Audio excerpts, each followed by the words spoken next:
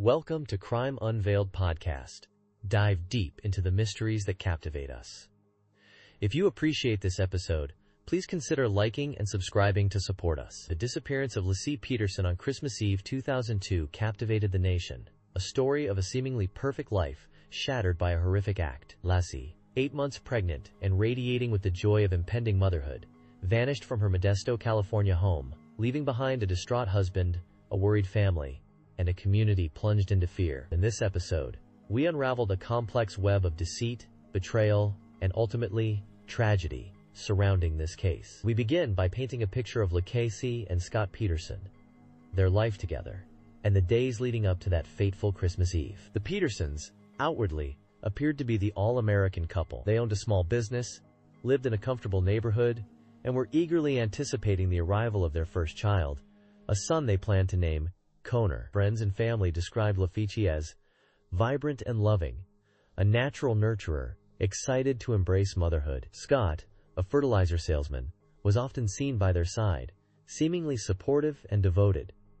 However, beneath this facade of domestic bliss, cracks were beginning to show. Rumors of Scott's infidelity had begun to circulate, casting a shadow over their seemingly idyllic life. It's crucial to understand the dynamics of their relationship, as it plays a significant role in understanding the events that unfolded. The timeline of Laci's disappearance is particularly perplexing. Scott claimed he last saw Laci on the morning of December 24, 2002. He stated that he left for a solo fishing trip at the Berkeley Marina, approximately 90 miles from their home. Laci, according to Scott, was planning to walk their dog, Mackenzie, in a nearby park. When he returned later that day, Laci was gone. There were no signs of forced entry, no struggle, just an empty house and a growing sense of unease. This seemingly ordinary day would quickly transform into a nightmare for the Peterson family. The initial investigation focused on the possibility that Laci had simply gone missing. Searches were organized, volunteers combed the neighborhood, and flyers with Laci's picture were plastered everywhere. However, as days turned into weeks, and with no credible leads emerging, the focus of the investigation began to shift towards Scott. His demeanor, described by some as strangely detached, and inconsistencies in his account of the day's events, raised red flags for law enforcement. The seemingly perfect husband now found himself under increasing scrutiny. One of the most chilling aspects of this case is the discovery of Laci and Connor's remains. Months after their disappearance, in April 2003, their bodies washed ashore along the San Francisco Bay, not far from where Scott claimed to have been fishing on that fateful Christmas Eve. The advanced state of decomposition made a definitive cause of death difficult to determine, adding another layer of complexity to the investigation. The grim discovery, however, solidified the tragic reality. Laci and Connor were gone, victims of a horrific crime. The location of the bodies, so close to Scott's alleged fishing spot, undoubtedly raised serious questions about his involvement. While Scott maintained his innocence, the circumstantial evidence mounting against him became increasingly difficult to ignore. The investigation unearthed details about Scott's affair with Amber Frey, a massage therapist who came forward to reveal their relationship, further damaging his credibility and painting a picture of a man living a double life. This revelation provided a potential motive, suggesting that Scott may have wanted to escape the constraints of his marriage and impending fatherhood. The prosecution's case against Scott Peterson hinged on the circumstantial evidence, emphasizing the suspicious timeline, his deceptive behavior, and the location of the bodies. The defense, however, argued that the lack of direct physical evidence linking Scott to the crime created reasonable doubt. The trial, highly publicized and emotionally charged, gripped the nation, dividing public opinion and sparking fierce debates about guilt and innocence. The media played a significant role in shaping public perception of the case, often portraying Scott as a cold and calculating killer. The intense media scrutiny surrounding the trial raised concerns about the potential influence on the jury and the fairness of the proceedings. However, despite the lack of direct evidence, the prosecution successfully presented a narrative that convinced the jury of Scott's guilt. This case remains a stark reminder of the power of circumstantial evidence and the complexities of uncovering the truth in high-profile criminal investigations. Modesto, California, in the early 2000s, was the picture of suburban tranquility. Tree-lined streets, neatly manicured lawns, the kind of place where neighbors knew each other, and front doors were often left unlocked. It was a community where people felt safe raising families, a place where the rhythm of life was slow and predictable, punctuated by the sounds of children playing and lawnmowers humming on weekends. Laci and Scott Peterson lived in just such a neighborhood, their home a testament to their shared dreams of family. and a future filled with the simple joys of life. They were expecting their first child, a son they had already named Connor, a name that whispered promises of baseball games and bedtime stories. The holidays were just around the corner, and a palpable sense of anticipation hung in the air, the promise of new beginnings mingling with the familiar comforts of tradition. Laci Peterson embodied the spirit of Modesto. She was a vibrant young woman full of life and love, described by friends as outgoing and warm. She possessed an infectious enthusiasm that brightened any room she entered. She was deeply involved in her community, active in her church, and cherished her close relationships with family and friends. Laci embraced the prospect of motherhood with open arms, her joy radiating outwards like the California sunshine. She meticulously planned for Connor's arrival, decorating the nursery with loving care, attending prenatal classes, and eagerly sharing her excitement with everyone around her. Her world revolved around the anticipation of her son's birth, her days filled with the happy preparations of an expectant mother. Their home, nestled in a quiet cul-de-sac, reflected Laci's vibrant personality. It was a place of warmth and welcome, decorated with a cheerful blend of colors and personal touches. The Christmas decorations, still up in late December, added to the festive atmosphere, a testament to Laci's love for the holidays. The garden, carefully tended, hinted at her nurturing nature. Inside, photographs of Laci and Scott, their smiles radiating happiness, adorned shelves and tabletops.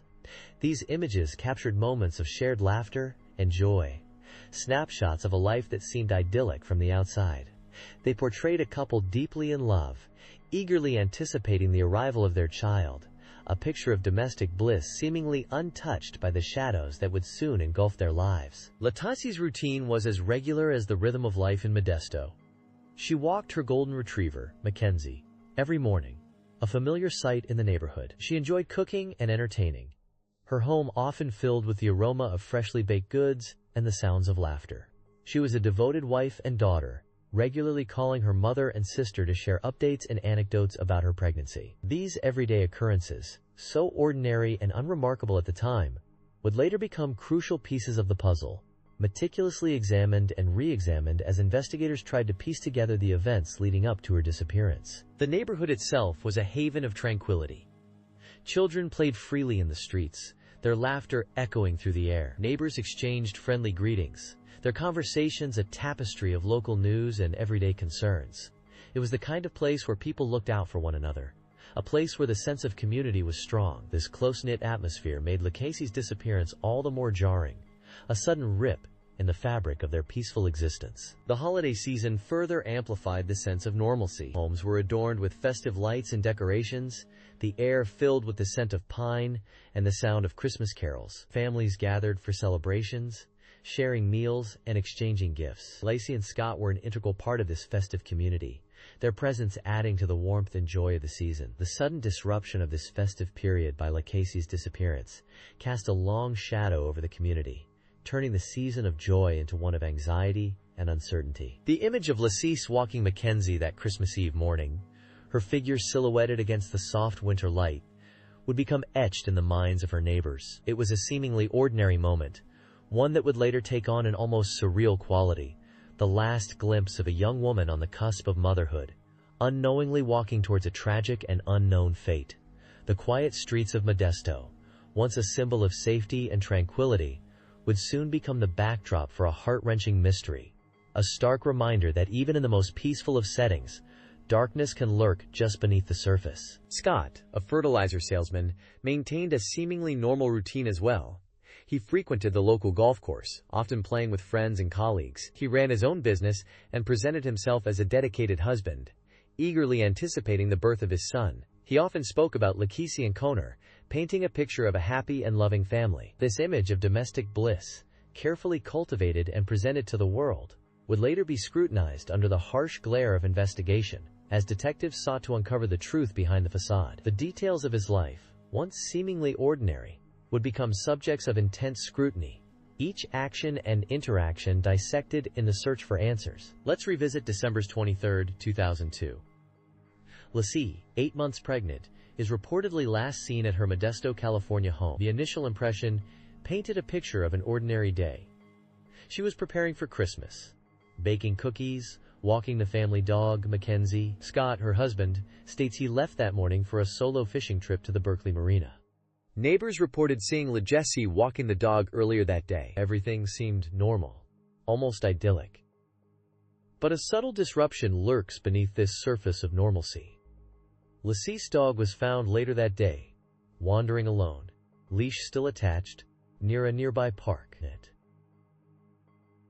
This seemingly minor detail introduces the first crack in the facade of a typical day. It raises a question. If Laci was walking the dog, why was it found alone? This detail, the dog found alone, is indeed a pivotal point. It shifts the narrative from a missing person to something potentially more sinister. While initially dismissed as perhaps the dog simply getting loose, it later becomes a significant piece of the puzzle. The timeline is crucial here. Scott says he left for his fishing trip that morning. Laci is seen walking the dog. Later, the dog is found alone. The exact times these events occurred become paramount to understanding what might have happened. Where was Scott during this time frame? Were there any other witnesses? These questions begin to cast a shadow on the seemingly ordinary day. The image of Laci baking cookies and preparing for Christmas now carries a new, unsettling tension. The timeline does present some inconsistencies. While Scott maintains he was fishing in Berkeley, the drive time and his reported activities don't entirely align with the window of Laci's disappearance. Additionally, witnesses reported seeing Laci walking the dog around the time Scott claims to have already left for Berkeley. These discrepancies, while not conclusive proof of anything, create a ripple of doubt. They transform the ordinary into the extraordinary, the mundane into the suspicious. The peaceful image of a pregnant woman walking her dog is now tinged with an undercurrent of unease. Absolutely. The investigation began focusing on Scott's alibi. His claim of a solo fishing trip was scrutinized. Investigators searched his boat and truck, looking for any evidence related to Laci's disappearance. The seemingly innocent act of a fishing trip becomes a focal point of the investigation. The Berkeley Marina, once a picture of leisure and recreation, is now a scene of potential significance in a developing tragedy. The contrast between the ordinary and the extraordinary becomes increasingly stark. And let's not forget the initial public perception. Scott's demeanor during early interviews struck many as unusual.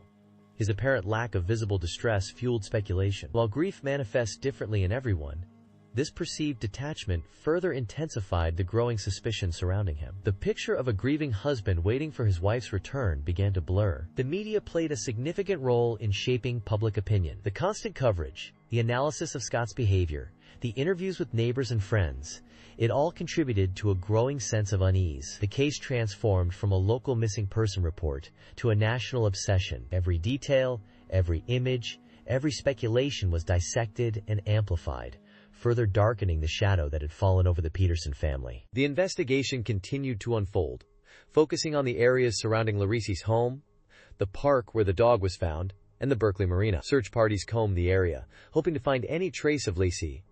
The community rallied together, initially with hope, then with increasing despair as days turned into weeks. The festive Christmas decorations that adorned the neighborhood now seemed to clash with the grim reality of Laci's disappearance. The search efforts, while extensive, yielded no immediate results. The lack of any concrete evidence further deepened the mystery. The image of Laci, pregnant and preparing for Christmas, became a haunting reminder of the life that seemed to vanish without a trace. The peaceful holiday season was now irrevocably tainted by the unsettling silence surrounding Laci's fate. We left off last time discussing Scott and Laci's seemingly perfect life. Now let's delve into the unsettling events of Christmas Eve 2002. Laci, 8 months pregnant, was reported missing by her husband, Scott. He stated he last saw her at their Modesto, California home around 9:30 a.m. that morning. He claimed he was leaving to go fishing at the Berkeley Marina, about a 90-minute drive away. Laci, according to Scott, was planning to walk their dog, Mackenzie, in a nearby park. This seemingly ordinary day would quickly descend into a nightmare, a mystery that would grip the nation for months to come. It is crucial to reconstruct the timeline of that fateful day and the subsequent days to understand the complexities of this case. Let's break down Scott's account of that morning. He mentioned leaving for his fishing trip. Investigators later found his fishing boat, a 14-foot aluminum skiff. Inside were a newly purchased fishing rod, which he hadn't mentioned to anyone, tackle, and concrete anchors. This discovery raised immediate questions. Why purchase a new rod and not mention it? And the presence of anchors added another layer of suspicion. While Scott maintained he was fishing for sturgeon, the type of anchors found were not typically used for that type of fishing. These seemingly small details began to paint a disturbing picture, casting doubt on Scott's version of events. And then there is the issue of Laci's planned walk. No witnesses reported seeing Laci or her dog in the park that morning. While this is indefinitive proof of anything, it's an absence of corroboration for Scott's statement. Adding to the unease is the fact that Laci's due date was just weeks away. It seems unlikely, given her advanced pregnancy, that she would embark on a long walk alone, especially considering the upcoming holiday preparations. These factors, combined with the lack of any concrete evidence of her whereabouts after 9:30 a.m., deepened the mystery surrounding her disappearance. Precisely. And the official search for Laci began the following day, Christmas Day. The immediate area around the Peterson home and the park were thoroughly searched. Volunteers joined police, combing through neighborhoods, fields, and even waterways. This massive search effort yielded no sign of Laci. The lack of any leads, despite the extensive search, further intensified the growing concern that something terrible had happened. The festive holiday season was overshadowed by the chilling reality of a missing pregnant woman and her unborn child. Another perplexing detail emerged in the days following Laci's disappearance. A neighbor reported seeing Laci's dog, Mackenzie, wandering alone in the neighborhood, with its leash still attached, around 10:30 a.m. on Christmas Eve. This contradicts Scott's timeline and raises the question of who let the dog out if Laci never went for the walk. This seemingly insignificant detail became a crucial piece of the puzzle, adding another layer of doubt to Scott's story. It further solidified the impression that the timeline he provided didn't match the emerging evidence. Yes, and let's not forget the strange phone calls Scott made that day. He called Laci's cell phone several times after allegedly leaving for his fishing trip. This behavior, while not inherently suspicious, became part of the larger narrative that investigators were building. Why the repeated calls if he knew she was home walking the dog? It seemed unusual, and when considered alongside the other inconsistencies in his story, these calls added to the mounting suspicion surrounding him. The investigation began to shift its focus. Initially treated as a missing person case, the lack of any progress and the growing number of inconsistencies in Scott's account led police to consider the possibility of foul play. The timeline discrepancies, the unusual items in his boat, the lack of witnesses corroborating his story, and the unanswered questions surrounding the dog's whereabouts all contributed to this shift in focus. The investigation was about to enter a new, more sinister phase, and as the new year approached, with still no sign of Laci, the case began to attract national media attention. The story of a beautiful, pregnant woman vanishing just weeks before her due date resonated with the public, sparking widespread concern and speculation. The intense media scrutiny put immense pressure on law enforcement to find answers and bring closure to Laci's family and the increasingly anxious community. The Christmas Eve disappearance of Laci Peterson cast an immediate pall over the Modesto community. It was supposed to be a time of joy and celebration, but instead, a dark cloud of uncertainty descended. The initial reports painted a picture of a loving husband frantically searching for his missing pregnant wife. He described her routine morning activities, walking the dog, preparing for the holidays. There was no apparent discord, no indication of trouble. Yet Laci vanished without a trace. The image of her smiling face on missing person posters, juxtaposed with the festive decorations, created a chilling dissonance. The festive season became a backdrop for a growing sense of dread. The timing of Laci's disappearance, so close to Christmas, amplified the tragedy. It heightened the sense of vulnerability. The idea that something terrible could happen, even amidst the supposed safety and warmth of the holiday season. The initial search efforts were extensive, involving family, friends, and local law enforcement. Volunteers combed the neighborhood, parks, and nearby areas, hoping for any sign of Laci or her dog. The media descended upon Modesto, broadcasting the story nationwide. The case quickly captivated the nation, becoming a constant presence in news cycles. Each passing day, without any news of Laci, only deepened the fear and suspicion surrounding her disappearance. Scott Peterson's demeanor during the initial stages of the investigation became a subject of intense scrutiny. While publicly expressing concern and participating in search efforts, some observers noted a certain detachment, a lack of raw emotion that seemed incongruous with the gravity of the situation. His calm demeanor, while possibly a coping mechanism, contrasted sharply with the visible anguish of Laci's family and friends. This contrast fueled speculation and suspicion, adding another layer of complexity to the already puzzling case. The initial assumption of a simple missing person case began to erode, replaced by a growing unease that something more sinister had occurred. The discovery of Lacici's dog, Mackenzie, wandering alone near the marina where Scott claimed to have been fishing on the day of her disappearance, raised immediate red flags. The dog, wearing its leash, suggested a hasty departure,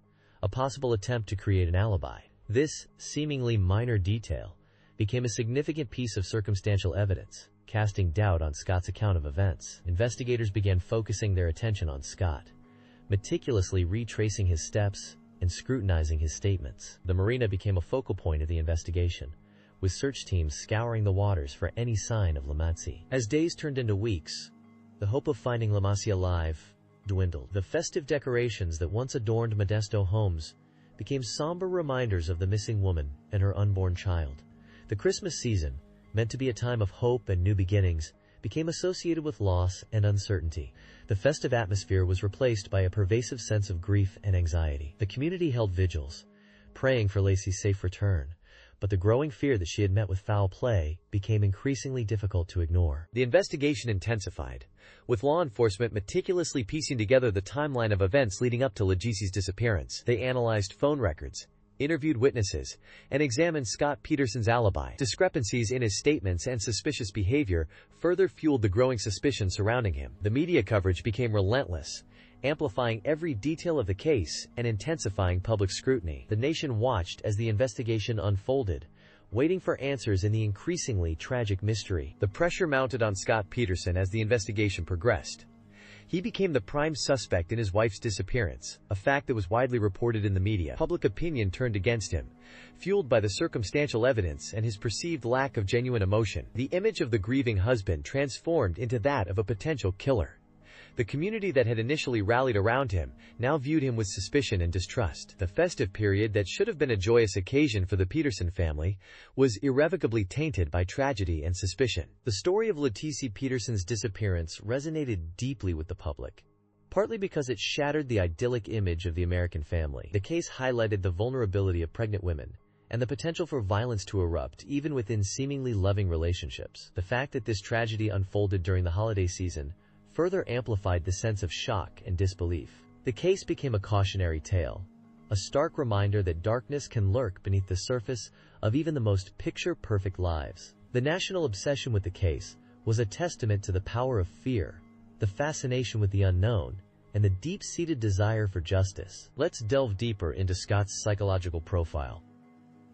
On the surface, he presented this image of a successful fertilizer salesman, a loving husband, eagerly anticipating fatherhood. He was described by some as charismatic, even charming.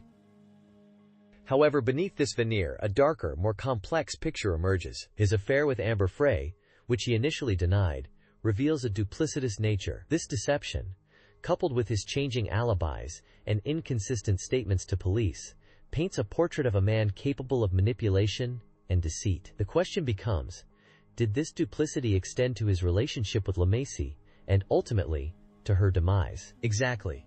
The affair is a crucial piece of the puzzle. It not only exposes Scott's infidelity but also suggests a possible motive. He was facing the prospect of a new life with a child, a life he potentially didn't want. The financial pressures of supporting a family, combined with the emotional strain of a secret relationship, could have created immense internal conflict. While we must avoid speculation, it's essential to consider the psychological impact of these stressors. Did Scott view Laci and the unborn Conner as obstacles to his desired future with Amber Frey? This is a difficult question, but one we must explore to understand the potential driving forces behind his actions. The timeline of events surrounding Laci's disappearance also raises red flags about Scott's behavior. His fishing trip on the very day she vanished, his seemingly nonchalant demeanor in the initial days of the investigation, and his changing accounts of his whereabouts all contribute to a growing sense of suspicion. While these actions alone don't prove guilt, they certainly warrant closer examination. His demeanor seemed oddly detached, given the gravity of the situation. He didn't appear to exhibit the frantic worry one might expect from a husband whose pregnant wife has suddenly disappeared. And let's not forget the concrete anchors he purchased shortly before Laci's disappearance. While he claimed they were for his boat, Investigators never found any evidence of their use on the vessel. This unexplained purchase adds another layer of intrigue and raises further questions about his intentions. The fact that he offered varying explanations for the purchase only deepens the suspicion surrounding his actions. Why buy anchors and then have no record of using them, especially during a time frame so close to his wife's disappearance? It's a detail that can't be easily dismissed. The image Scott projected to the world, the loving husband and expectant father, clashes starkly with the evidence that emerged during the investigation. The affair, the inconsistent statements, the unexplained purchases. These inconsistencies reveal a hidden side to his personality. It becomes increasingly difficult to reconcile the public persona with the private actions. This dissonance raises serious questions about his true nature and his capacity for deception. It suggests a carefully constructed facade that may have masked darker intentions. It's a classic case of duality.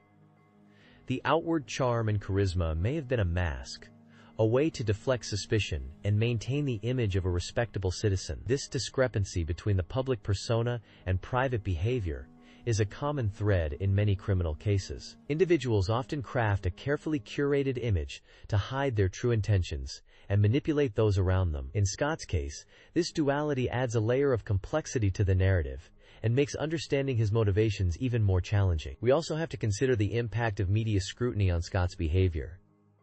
The intense media attention surrounding the case undoubtedly put immense pressure on him. This could have exacerbated his existing anxieties and potentially influenced his actions and statements. While the media played a significant role in disseminating information about the case, it also created a highly charged environment that could have affected Scott's psychological state. Absolutely. The constant media presence can create a pressure cooker atmosphere, especially for someone already under suspicion. It can lead to erratic behavior, contradictory statements, and even a heightened sense of paranoia. While we can't definitively say how the media attention influenced Scott's actions, it undoubtedly played a role in shaping the narrative surrounding the case. It's a factor that must be considered when analyzing his psychological state during the investigation. Let's delve into the complexities of the investigation.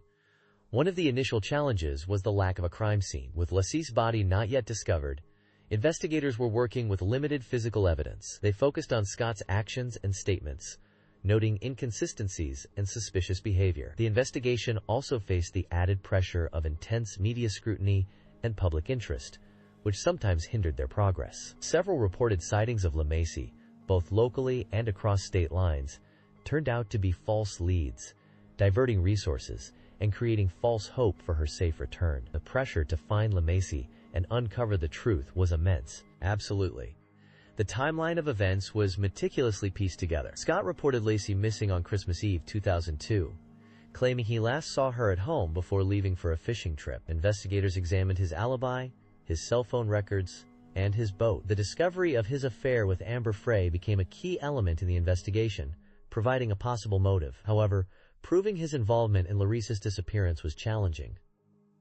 The lack of a body and the circumstantial nature of the evidence made it a difficult case to build. The investigation explored various theories, from accidental death to kidnapping, but Scott's deceptive behavior continued to raise suspicion. Another element that added to the complexity of the case was the presence of several missed leads. A neighbor reported seeing Laci walking her dog later than Scott claimed to have last seen her, but this lead wasn't thoroughly investigated until much later. There were also reports of a suspicious van seen in the neighborhood around the time of Laci's disappearance, but this lead also went cold. These missed opportunities, whether due to oversight or the sheer volume of information pouring in, potentially hindered the investigation. They highlight the challenges of managing a high-profile case with limited resources and immense public pressure. The investigation also had to contend with the influx of tips and information, some of which proved to be red herrings. Several individuals came forward claiming to have seen Laci, leading investigators on wild goose chases across the state. These false leads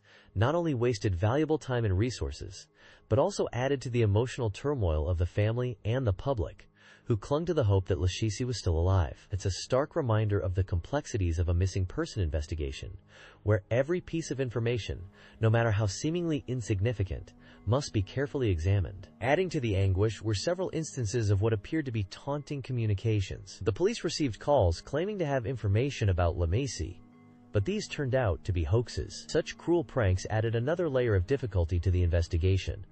diverting attention and increasing the emotional strain on everyone involved. These incidents underscore the unfortunate reality that high-profile cases often attract individuals who seek to exploit the tragedy for their own perverse reasons. Amid the false leads and taunting calls, there were also moments of fleeting hope.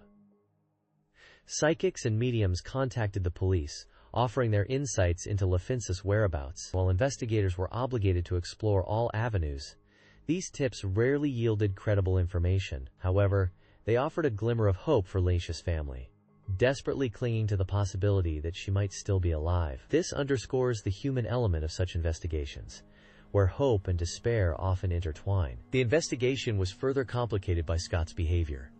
He changed his story several times, creating further suspicion.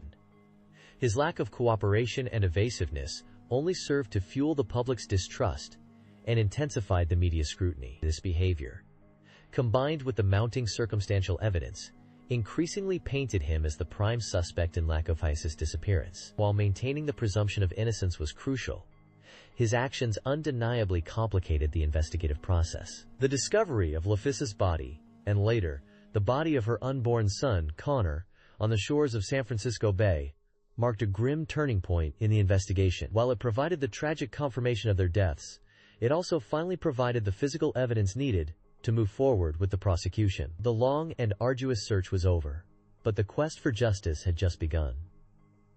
The focus shifted from finding Laci to building a case against Scott Peterson. The Peterson case had a profound impact on the Modesto community.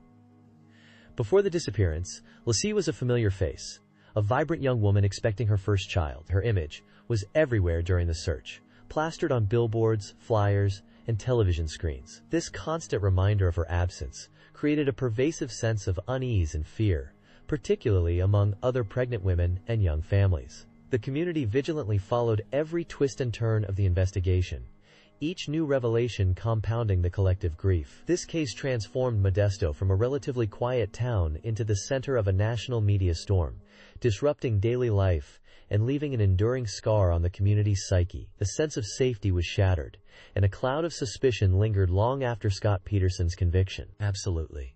The emotional toll on the Rocha family, Laci's parents and siblings, was immeasurable. They endured the agonizing weeks of searching for their daughter and grandson, clinging to hope even as evidence mounted against Scott. The media attention, while crucial in spreading awareness, also intruded on their private grief, amplifying their pain for the world to see. Then, during the trial, they had to relive the horrific details of Laci's death and endure the defense's attempts to discredit her character. Even after the verdict, the ongoing appeals and media coverage prevented them from fully grieving and healing. Their fight for justice became intertwined with their profound personal loss, forever shaping their lives. The betrayal by Scott, Laci's husband and the father of her unborn child, added another layer of trauma to the tragedy. The community initially rallied around Scott, expressing sympathy and support, only to later learn of his infidelity and deceptive behavior. This betrayal deepened the sense of shock and disbelief, eroding trust within families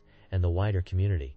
The revelation of Scott's affair with Amber Frey further fueled public outrage and intensified the scrutiny on the Peterson family, subjecting them to intense public judgment and speculation.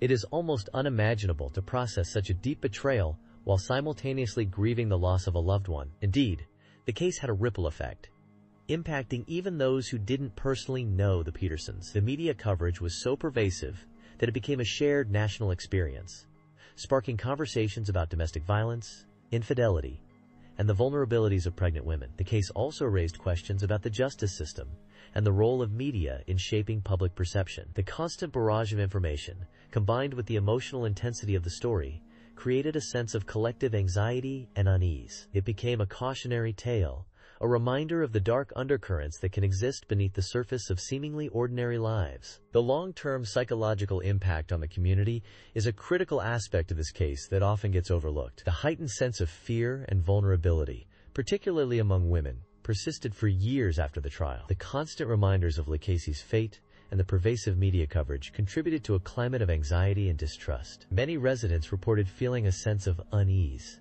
even in familiar surroundings. The case became ingrained in the community's collective memory, serving as a somber reminder of the fragility of life and the potential for violence to erupt within seemingly ordinary families. The case also had a profound impact on law enforcement in Modesto. The intense pressure to solve the case, coupled with the intense media scrutiny, placed a significant strain on the department. The investigation itself was complex and challenging, involving multiple jurisdictions and a massive search effort. The resources dedicated to the Peterson case were unprecedented for the Modesto Police Department, diverting resources from other investigations and impacting the community's overall sense of security. The case undoubtedly left a lasting mark on the department's procedures and their approach to similar cases in the future. The Peterson case remains a stark reminder of the devastating consequences of domestic violence and the enduring trauma it inflicts on families and communities. While the media attention eventually faded, the scars left by this tragedy remain. The memory of Laci Peterson continues to resonate in Modesto, serving as a symbol of loss, betrayal, and the ongoing struggle for justice. This case forces us to confront uncomfortable truths about domestic violence, the complexities of human relationships, and the ripple effects of such crimes on our communities. It also highlights the crucial role of victim advocacy groups in supporting families and communities impacted by violent crime. Organizations like the National Center for Missing and Exploited Children and the National Domestic Violence Hotline provide vital resources and support to those affected by similar tragedies. They offer a lifeline to families struggling to navigate the legal system, cope with grief and trauma, and advocate for change. These organizations work tirelessly to raise awareness, provide support, and ultimately prevent future tragedies from occurring. Their work is crucial in helping communities heal and move forward in the aftermath of such devastating events. We left off with Scott Peterson behaving strangely, exhibiting a detached demeanor inconsistent with a grieving husband. He sold Laci's car shortly after her disappearance, explored selling their Modesto home, and made inquiries about selling his boat. These actions, coupled with his changing alibi and inconsistent statements, painted a troubling picture. The police were discreetly intensifying their surveillance of Scott. Remember, publicly, he was still considered a person of interest, not a suspect. The pressure mounted as the investigation continued. But one crucial piece of the puzzle was still missing. The investigation was becoming a complex web of circumstantial evidence, and the detectives needed a definitive breakthrough. The turning point came with the discovery of the bodies. On April 13, 2003, a decomposed body of a baby washed ashore in Richmond, California, just north of the Berkeley Marina, where Scott claimed to have been fishing on Christmas Eve. The following day, another badly decomposed body, later identified as Laci Peterson, was found nearby. The proximity to Scott's fishing alibi was a chilling coincidence that quickly shifted the focus firmly onto him. The condition of the bodies made determining the cause of death difficult, but the location itself spoke volumes. The discovery fueled public speculation and media frenzy, and the police investigation moved into high gear. The public sentiment towards Scott Peterson dramatically shifted from sympathy to suspicion. The location of the bodies near the Berkeley Marina, where Scott had claimed to be fishing the day Laci disappeared, was incredibly damning. This seemingly random location he chose for a solo fishing trip suddenly became the epicenter of the tragedy. It raised serious questions about his alibi and his movements that Christmas Eve. While the bodies provided a grim confirmation of the tragic outcome, they also offered a tangible piece of evidence that pointed directly towards Scott. The investigation now had a geographic anchor, and all the previously collected circumstantial evidence began to coalesce around this pivotal point. The tide, so to speak, was turning against Scott Peterson. With the discovery of the bodies, the investigation moved swiftly. The police were now working against the clock. They needed to gather enough evidence to make an arrest before Scott could potentially flee. The increased surveillance paid off. Scott was tracked traveling south towards the Mexican border. Here, he had altered his appearance, dyeing his hair blonde and growing a goatee, and his car was packed with camping gear, a large amount of cash, his brother's passport, and 4 cell phones. This behavior was highly suspicious and further incriminated him in the eyes of law enforcement. The pieces were falling into place for an arrest. Scott Peterson's transformation and his attempt to flee the country just days before his wife's body was positively identified demonstrated a consciousness of guilt. The change in appearance, the significant amount of cash, the multiple cell phones, and, crucially, his brother's passport, all suggested an attempt to evade capture and disappear. He was apprehended just a few miles from the Mexican border near San Diego. The authorities had been monitoring his movements closely, and his arrest was swift and without incident. The media descended upon the scene, capturing the images of a seemingly transformed Scott Peterson, a stark contrast to the clean-cut image he had presented during the initial stages of the investigation. The arrest of Scott Peterson marked a significant turning point in the case.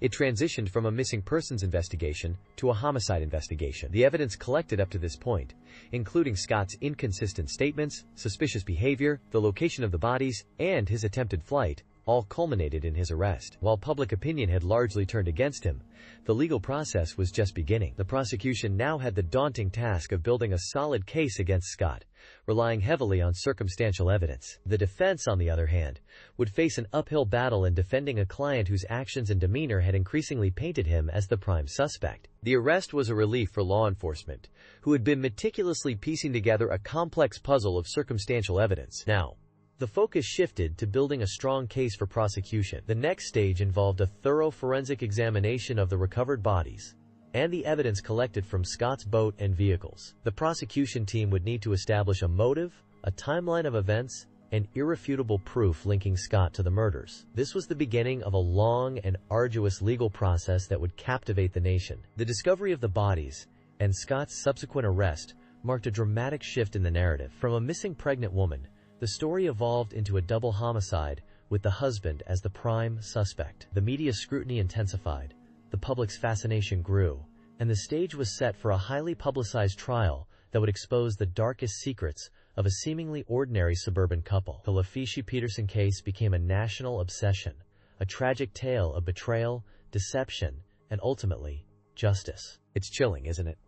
We've spent hours dissecting this case, meticulously piecing together the timeline, analyzing the evidence, scrutinizing Scott Peterson's behavior, and yet, a sense of unease remains. The sheer normalcy of their lives before the tragedy, the Christmas photos, the anticipation of their first child, Connor. It juxtaposes so starkly with the horrific reality of Laci's fate. How could such darkness fester beneath the veneer of an ordinary suburban existence? Scott presented himself as a grieving husband, yet he was living a double life, entangled in an affair and actively planning his escape. The deception, the premeditation, it's almost incomprehensible. We're left grappling with the unsettling notion that evil can lurk in the most unexpected places, masked by a facade of normalcy. Precisely.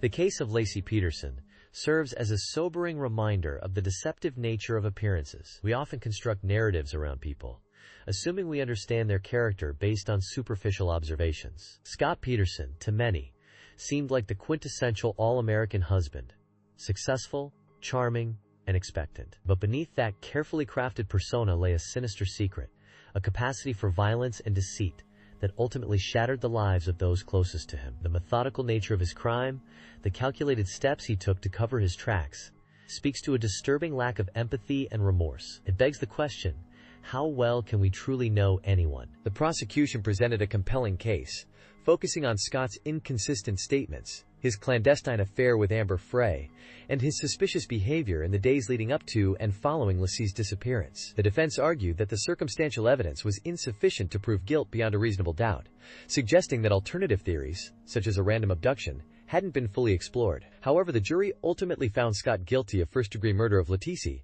and second-degree murder of Connor. The weight of the evidence, combined with Scott's dubious actions, painted a damning picture of his culpability, and the discovery of Laci and Connor's remains, washed ashore near where Scott claimed to have been fishing, provided a tragic confirmation of their fate. While the exact details of Laci's death remain unknown, the forensic evidence suggested a violent end. The sheer brutality of the crime, compounded by the loss of an innocent life waiting to be born, intensified public outrage and cemented Scott's image as a cold-blooded killer. The case continues to resonate with the public, not only for its tragic outcome, but also for the unsettling questions it raises about the nature of evil and the fragility of trust. The trial itself became a media spectacle, captivating the nation and sparking widespread debate about the role of the media in criminal investigations. The constant coverage, the analysis of every detail, the relentless pursuit of information undoubtedly influenced public perception of the case. While the media played a crucial role in disseminating information,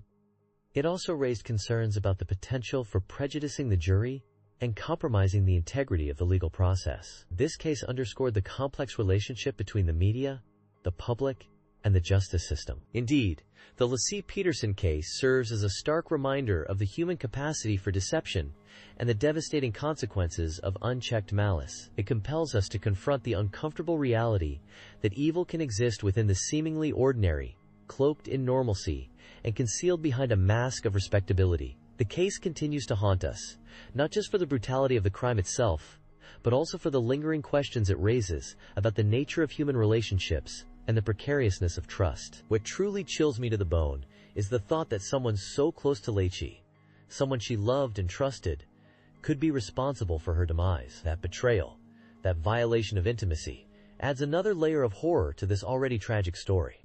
It compels us to question the very foundations of trust in our relationships, leaving us with a lingering sense of unease. How could someone so seemingly normal harbor such darkness within? And that's the question that lingers, isn't it? How well do we really know the people in our lives? The Laci Peterson case serves as a chilling testament to the fact that appearances can be deceiving and that evil can lurk beneath the most unassuming facades. It leaves us with a profound sense of disquiet, a haunting reminder that the world is not always as it seems. And sometimes, the greatest dangers lie closest to home, hidden in plain sight. Thank you for walking with us through the shadows.